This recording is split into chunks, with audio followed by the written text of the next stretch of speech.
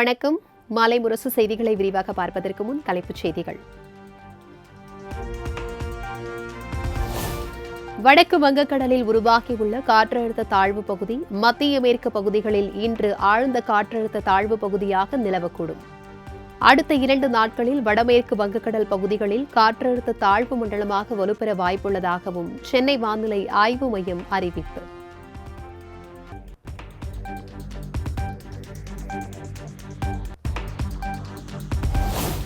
அந்தியூர், தரங்கம்பாடி, நாகை ஆகிய பகுதிகளில் கொட்டி தீர்த்த கனமழை.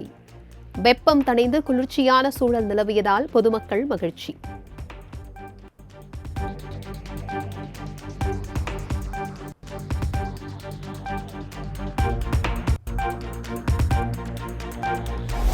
அடுத்த 5 நாட்களுக்கு தமிழ்நாடு மற்றும் புதுச்சேரியில் இடி மின்னலுடன் கூடிய மிதமான மழைக்கு வாய்ப்பு. சென்னை வானிலை ஆய்வு மையம் கணிப்பு.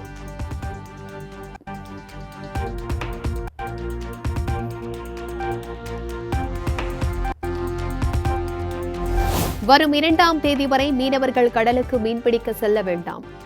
மணிக்கு 65 கிலோமீட்டர் வேகத்தில் சூறாவளி காற்று வீசக்கூடும் என்பதால் மீன்வளத்துறை எச்சரிக்கை.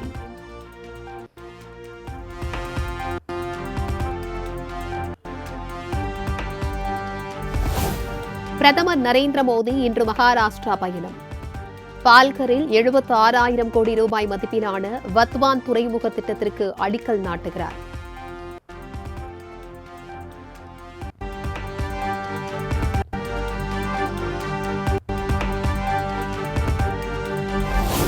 அமெரிக்காவின் சான் பிரான்சிஸ்கோவில் உடற்பயிற்சி மேற்கொண்ட முதலமைச்சர் மு க ஸ்டாலின். முதலீட்டாளர் மாநாட்டிற்கு தயாராகிறேன் என எக்ஸ் தளத்தில் பதிவு.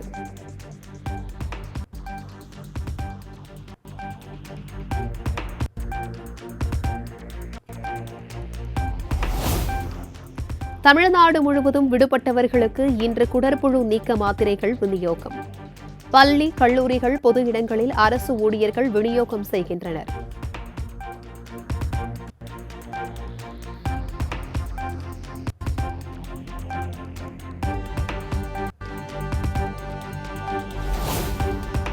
சென்னை தீவுத்திடல் மைதானத்தை சுற்றி ஃபார்முலா 4 கார் ரேஸ் நடைபெறுவதை ஒட்டி இன்று முதல் வரும் 1ஆம் தேதி வரை போக்குவரத்து மாற்றம். போர் நினைவிடம், உழைப்பாளர் சிலை மற்றும் ஈவிஆர் சாலைகளில் போக்குவரத்து மாற்றம் செய்து காவல்துறை அறிவிப்பு.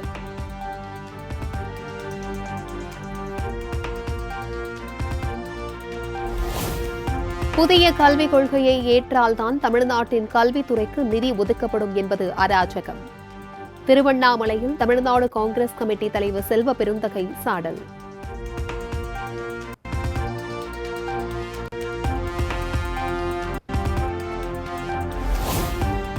சிலை கடத்தல் வழக்கில் முன்னாள் ஐஜி பொன் மாணிக்கவேல் முன்ஜாமீன் கோரி தாக்கல் செய்த மனு மீது இன்று தீர்ப்பு. ஜாமீன் வழங்க சிபிஐ மீண்டும் எதிர்ப்பு தெரிவித்த நிலையில் உயர்நீதிமன்ற மதுரை கிளை உத்தரவு.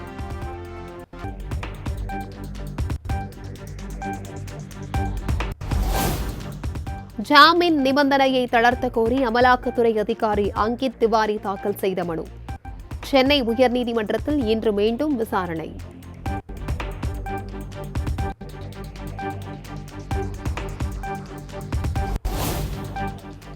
திருச்சி காவல் கண்காணிப்பாளர் வருண்குமார் புகாரின் பேரில் பதிவு செய்யப்பட்ட வழக்கில் முன்ஜாமீன் கோரி சாட்டை துரைமுருகன் தாக்கல் செய்த மனு.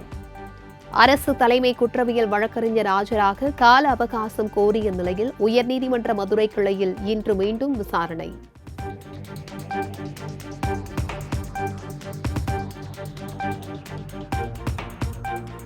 முகூர்த்தம் மற்றும் வார இறுதி நாட்களை முன்னிட்டு தமிழ்நாடு முழுவதும் இன்றும் நாளையும் 1105 சிறப்பு பேருந்துகள் இயக்கம்.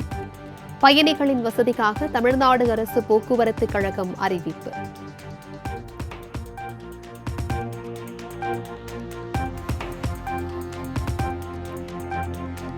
திருவாரூர் வணிக வரித்துறை இணை ஆணையர் அலுவலகத்தில் கணக்கில் வராத 1,40,000 ரூபாய் ரொக்க பணம் பறிமுதல். தான் லஞ்சம் வாங்கவில்லை என இணை ஆணையர் போலீசாரிடம் கெஞ்சல்.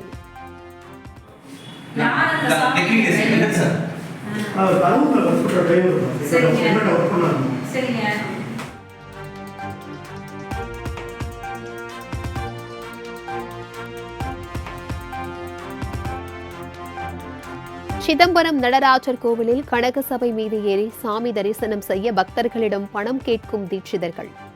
தட்டி கேட்ட பெண்ணை தரக்குறைவாக பேசி அவமானப்படுத்தியதாக பாதிக்கப்பட்ட பெண் போலீசில் புகார். எழுதி தரீங்க, இதெல்லாம் நீங்க மக்களுக்கு செய்யற துரோகம் அப்படின்னு சொன்னேன்.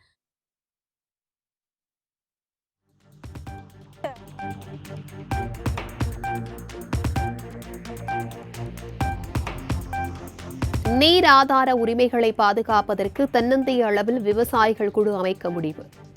தமிழ்நாடு காவிரி விவசாயிகள் சங்க பொதுச் செயலாளர் PR பாண்டியன் தகவல்.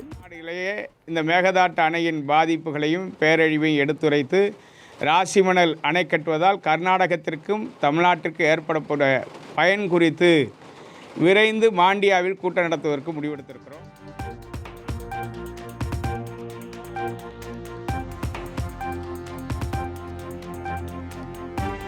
கர்நாடக அரசு மாதாந்திர நீர் பங்கீட்டினை வழங்காததை திமுக, அதிமுக இரு கட்சிகளுமே கேட்கவில்லை.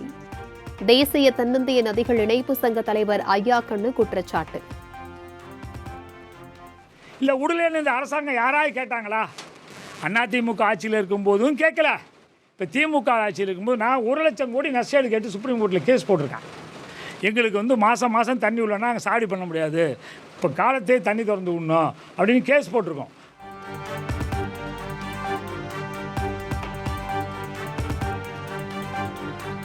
வேளாங்கண்ணி திருவிழா கொடியேற்றத்தை முன்னிட்டு நாகை தூத்துக்குடி தேசிய நெடுஞ்சாலையில் கடும் போக்குவரத்து நெரிசல். சுமார் 2 கிலோமீட்டர் தூரத்திற்கு அணிவகுத்து நின்ற வாகனங்களால் பொதுமக்கள் கடும் அவதி.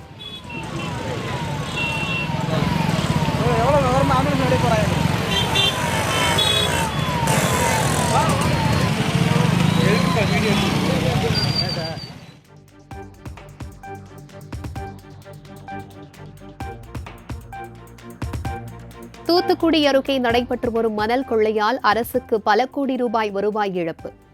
துணை போக்கும் அரசு அதிகாரிகள் மீதும் நடவடிக்கை எடுக்க பண்டாரவிளை கிராம மக்கள் கோரிக்கை.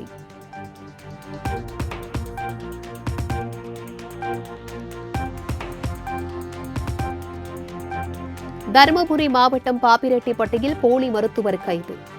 தொடர் புகாரின் பேரில் காவல்துறையினர் அதிரடி நடவடிக்கை.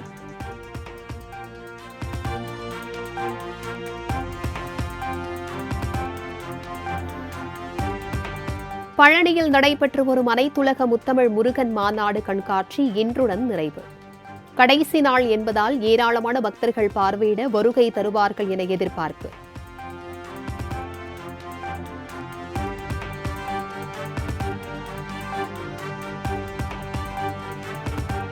தேனி, தூத்துக்குடி, மதுரை பகுதிகளில் உள்ள ஆரோக்கிய மாதா ஆலயங்களில் கொடியேற்றத்துடன் தொடங்கிய ஆண்டு திருவிழா. திரளான கிறிஸ்தவர்கள் பங்கேற்று வழிபாடு.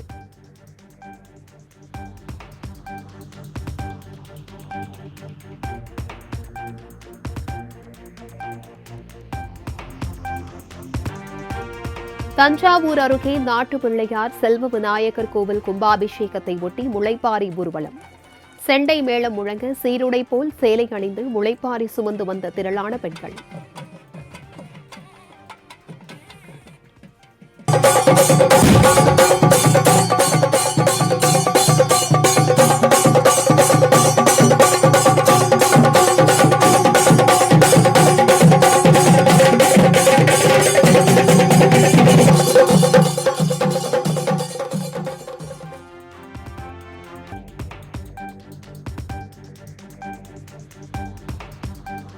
இரண்டாவது அணுசக்தி நீர்மூழ்கி கப்பலை நாட்டிற்கு அர்ப்பணித்து வைத்தார் மத்திய பாதுகாப்புத்துறை அமைச்சர் ராஜ்நாத் சிங். விசாகப்பட்டினத்தில் நடைபெற்ற நிகழ்ச்சியில் 6000 டன் எடை கொண்ட கப்பல் கடற்படையில் இணைப்பு.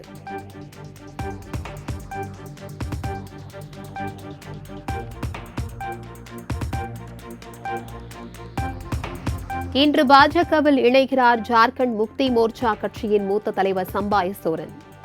டெல்லியில் பாஜக முக்கிய தலைவர்களை சந்தித்து தன்னை கட்சியில் இணைத்துக் கொள்கிறார்.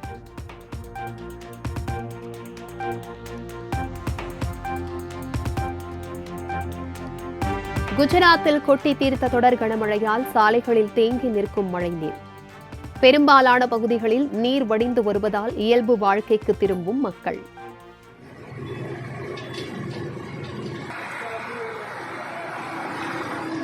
Right side.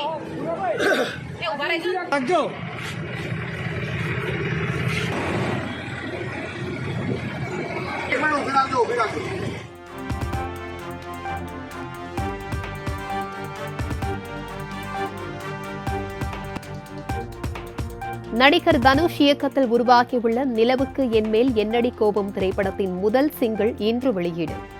படக்குழு அதிகாரப்பூர்வ அறிவிப்பு.